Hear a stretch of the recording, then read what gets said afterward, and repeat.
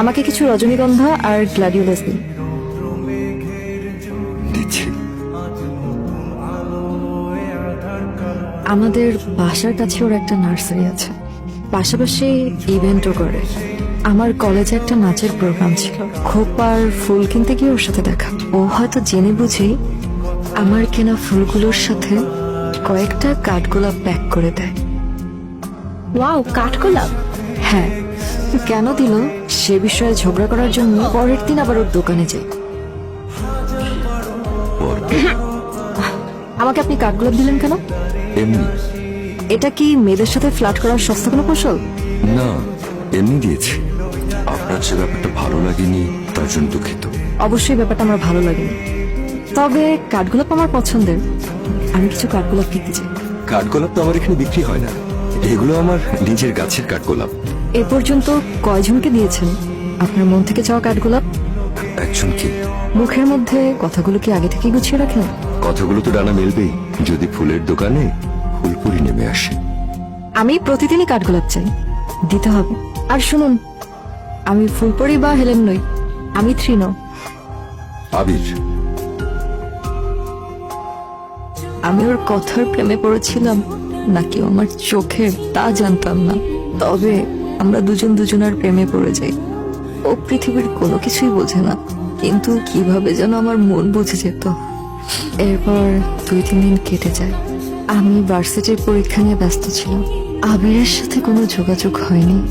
পরীক্ষা শেষে আমি ওর নার্সারিতে যাই, কিন্তু পাইনি।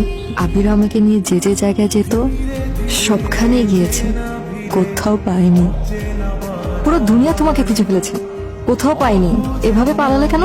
পালাতে তো হবেই, আজকে না হয় কাল। ডাক্তার যা বললেন তাতে আমাদের দূরত্বটাই ভালো, কাছে আসে না। কি বলছো এসব তুমি? এটা ভুল, আমি এটা বিশ্বাস করি না। আমরা অন্য ডাক্তার দেখাবো। আমি কিছুতেই মেনে নিতে পারছিলাম না, আমি আবিরকে ছাড়া থাকতে পারবো না।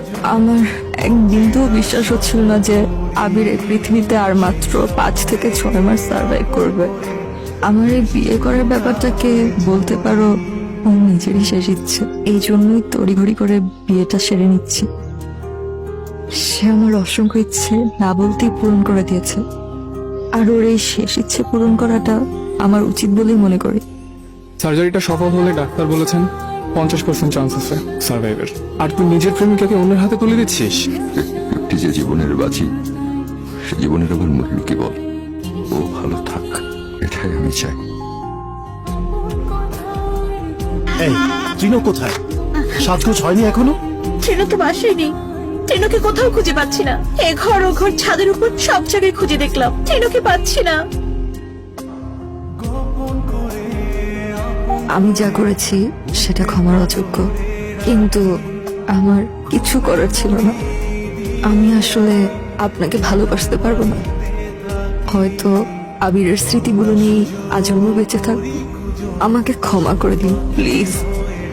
যে কটা দিন আবির বেঁচে থাকবে ওর স্মৃতি নিয়ে আমি বেঁচে থাকতে চাই।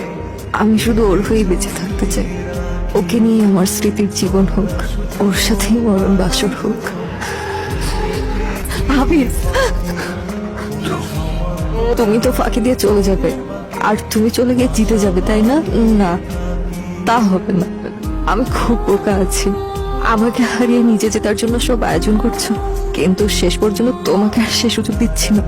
ছোট্ট এই জীবনে যাই আসো, তোমাকে হারাতে চাই না। সারা জীবনের জন্য কারো কাছে থেকে যাওয়া যায় না।